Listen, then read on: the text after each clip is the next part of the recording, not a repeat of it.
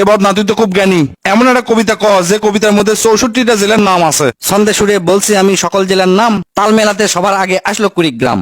প্রধান জেলা ঢাকা থেকে একটুখানি দূর, এক জেলার নাম নরসিংদী, আরেকটা গাজীপুর। জয়পুরহাট ও লালমনিরহাট দুইটা জেলার নাম, রাজশাহীর নাম উজ্জ্বল করছে মিষ্টি স্বাদের আম। পাহাড় ঘেরা বান্দরবন ও সিলেট খাগড়াছড়ি, ময়মনসিংহের কিশোরগঞ্জে এই লেখকের বাড়ি। নেত্রকোনা সুনামগঞ্জে আছে ধানের মাঠ, সুন্দরবনের কাছে আছে খুলনা বাগের হাট। ভোলা এবং বরিশালে আছে অনেক নদী, পাবনায় আছে পাগলাগারদ, বগুড়ায় আছে দধি। পাশাপাশি দুইটা জেলা টাঙ্গাইল জামালপুর, আরো দুইটা জেলা হলো কুষ্টিয়া যশোর। মনের মতো একটা জেলার নাম তার মাগুরা, দন্তানতে নারায়ণগঞ্জ, নাটোর ও নওগাঁ। দন্তানতে আরো 4টি জেলা বলতে আমি পারি, নবাবগঞ্জ ও নোয়াখালী, নড়াইল, নীলফামারী। গঞ্জদিয়া মানিকগঞ্জ হয় আরো মুন্সিগঞ্জ, গোপালগঞ্জ হয়, হবিগঞ্জ হয় আরো সিরাজগঞ্জ। চাপাই নবাবগঞ্জ কিন্তু গঞ্জ দিয়া ভাই, এদের ছাড়া বাংলাদেশে আর কোনো গঞ্জ নাই। রংপুর আর রাঙ্গামাটির নামটা রঙে রাঙা, নামের জন্য আরো সুন্দর চাঁদপুর চুয়াডাঙ্গা। কক্সবাজার নামের জেলা আছে সাগরও পারে, পঞ্চগড়টা পড়ছে বন্ধু দেশের এক কিনারে।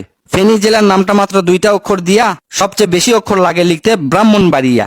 6টা অক্ষর লিখতে লাগে মৌলভীবাজার, এদিক থেকে শরীয়তপুর সমান তাহার। শেষের দিকে এসে দেখি বসছে পুরের মেলা, নামের শেষে পুর লাগানো অনেকগুলো জেলা। পুর দিয়ে ভাই শেরপুর আছে পিরোজপুর, মেহেরপুর ও মাদারীপুর আরো দিনাজপুর।